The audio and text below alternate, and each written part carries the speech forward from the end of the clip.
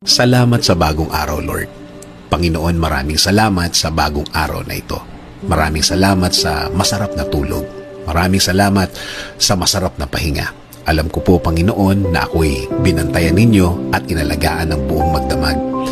Haharapin ko po, Lord, ang araw na ito na puno ng pag-asa sa aking puso't isipan, sa aking buong pagkatao, sa aking buong araw ngayon.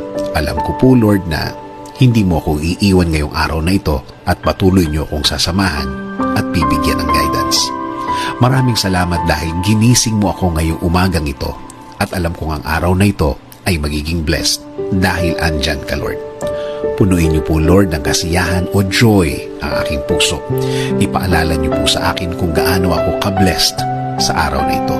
Lagyan niyo lagi ng dahilan ang aking kasiyahan at mga dahilan kung bakit magiging thankful po ako. Kapag pumasok na po ang problema sa aking araw ngayon,